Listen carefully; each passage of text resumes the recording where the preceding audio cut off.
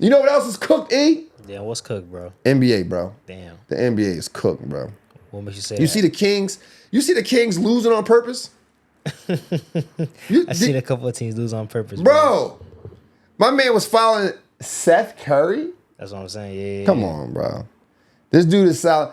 Listen, the NBA has to do a better job with this, right? Now, they're trying. They're trying. And back in February, the Utah Jazz was fined $500,000 because they sat Maury Marketing and Jaren Jackson. And it was against they violated, let me get this right. They violated the league's player participation policy. They call it conduct detrimental. So here's what that means, right? Players are sitting out in the fourth quarter, some games, so their teams can purposely lose so they have a better chance of tanking if they're not going to win. Now, here's the problem with this. I mean, obviously, for obvious reasons. First thing is, what does the fans have to look to? Can you imagine living in Utah and you got season tickets? And you gotta, in some part of your mind, you gotta know that, man, I don't think Maury ain't gonna play. His right calf hurt. That kills the league, man. It kills the league. Then you have all this, you have the gambling. You have the gambling. Now, I'm not against it. I don't do it personally, but there are people who do, and I'm not mad at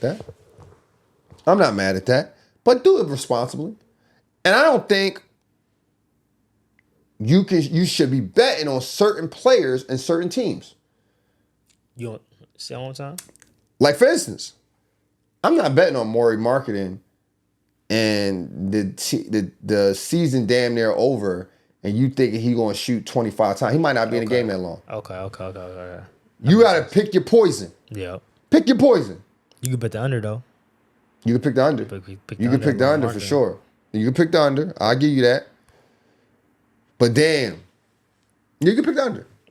I think, you know what? That's a good, listen, I want to play devil advocate, but that's a good strategy. I probably gave y'all some game near. Yeah. You know what I'm saying? Or he probably gave y'all some game near. Where you can just pick the under. It's the last game of the season.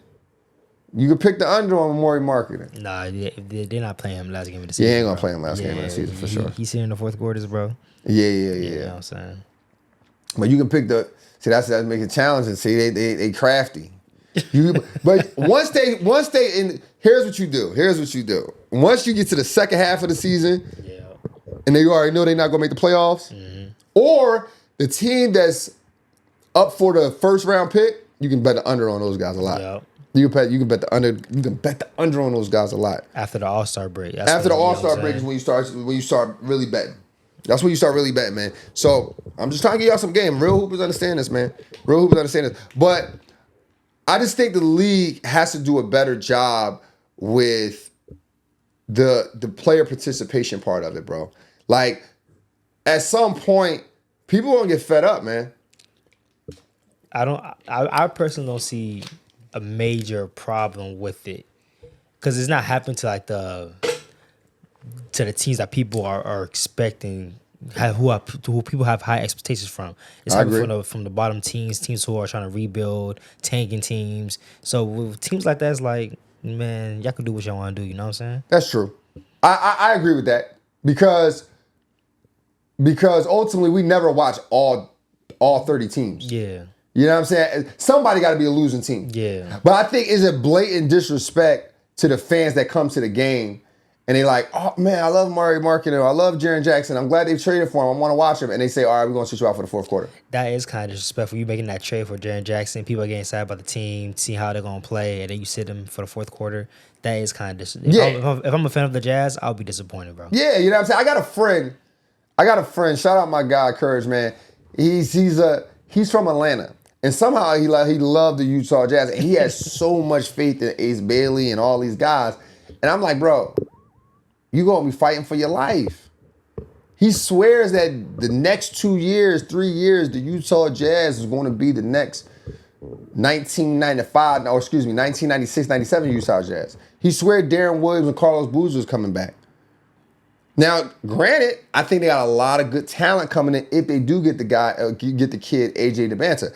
But you don't know if he's gonna be a champion in the NBA. You don't know if he can keep up with the NBA. You don't know if this kid can stay healthy. So don't take it for granted. You got some good talent, man. And then the rules keep changing. These little ticky-tack fouls they keep giving, man. That a lot of that starts to bother some of the die-hard fans, the old heads, because what happens is you get guys compared to the greats that don't deserve to be compared to the greats just yet. Now, my man E gonna be offended with this. But let's think about Luka. Let's think about Luka, right? Luka averages 33 points. He averages 33 points a game. But shoot 12 free throws a game. Now, the last player to average over 33 to 35 points in a Laker jersey is Kobe Bryant. But Kobe Bryant averaged 10 free throws a game, right? Okay. You may say to yourself, oh, that's no big deal. But he averaged 35 points. Now imagine if Kobe Bryant played in this era. If he averaged 35 points when there was no ticky-tack fouls, he might have averaged 40 that year. Because you got to think of it like this. Luka averaged 12 free throws a game, right? But he only shooting 78%. Ooh, nasty, ain't it? Yeah. Kobe shot that boy at 85%. Okay. He would have averaged 40 right now. But then you compare the two. Oh, yeah, it's Kobe. Oh, who's the greatest Laker? Who? Luka just broke Kobe Bryant's record of most points scored in a month last month. Mm-hmm. Right? Yep. So now you like, yo, maybe Luka might be the best Laker ever now. But he ain't put that work in like Kobe. So when you start changing these rules, people get upset. People get offended by that, man. It makes the NBA hard to follow. I'm not taking nothing away from Luka. Is he nice? Absolutely. 1,000%. I think his game is extremely unique. He's not blow by speed. He's not dominant in athleticism when it comes to jumping. He's just going to slow walk you. The shots that look like bad shots are great shots to him. His ability to change speed and direction, but not really change speed, is amazing. But one of the things that he do really well is get fouled. Yep. But see, I don't like when you say get fouled. I feel like we can use more technical terms.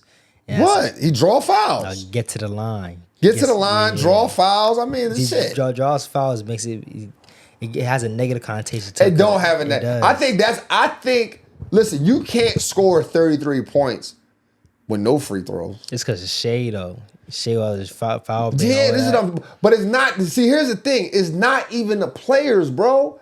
You know who it is? It's the rules. See, the players are blamed for the rules. If you change the rules or you keep the rules the same, you get traditional fans. You get people who love the sport.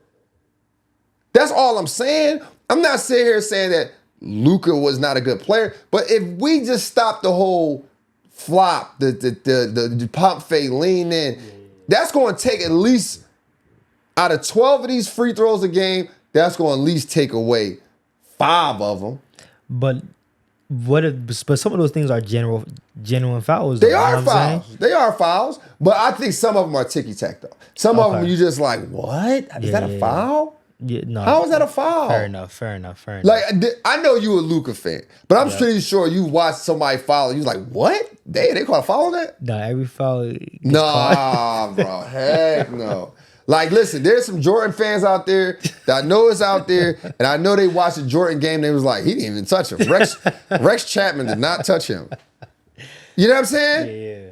Come on, man.